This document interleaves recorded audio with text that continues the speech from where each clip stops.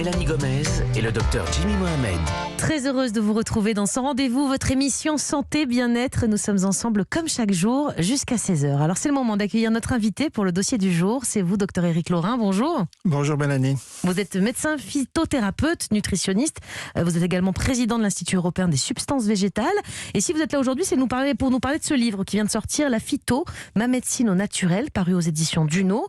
Alors docteur, pour commencer, pour qu'on comprenne bien de quoi on parle, on parle de plantes en phytothérapie, mais c'est quoi le principe, si je puis dire, de la phytothérapie en général ?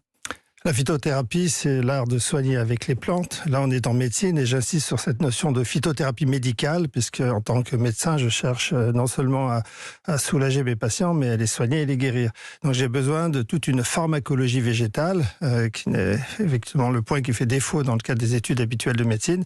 Donc, il m'a fallu me former pour explorer tout ce champ de cette pharmacologie végétale. Donc, se soigner avec les plantes, c'est utiliser non seulement des plantes, mais des plantes médicinales, moi que j'appelle médicalisées, à savoir certains types de plantes, des extraits, donc parce qu'il faut aller chercher les principes actifs dans ces plantes et puis après les inscrire dans le cadre d'une démarche clinique personnalisée. Et se soigner avec des plantes, on a l'impression que c'est nouveau, que ça revient à la mode, alors que ça fait certainement très longtemps que ça existe.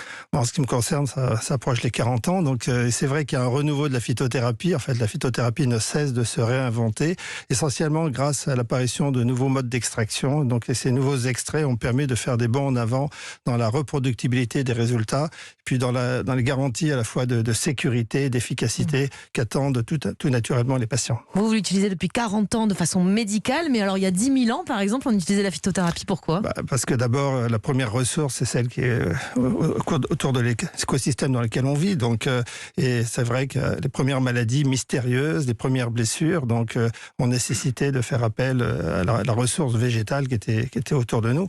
On a effectivement un usage décrit effectivement dès la préhistoire, et puis on retrouve ça quand on fait de la paléophytothérapie, en quelque sorte, ou de l'ethnobotanique, on retrouve ces notions de tradition d'utilisation des plantes depuis la nuit des temps.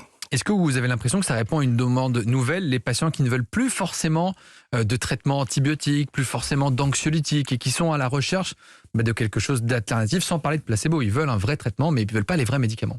Alors la demande, elle existe, elle n'est pas nouvelle en réalité, elle se renouvelle chaque année, mais c'est vrai qu'il y a un nombre croissant de patients qui se tournent vers la phytothérapie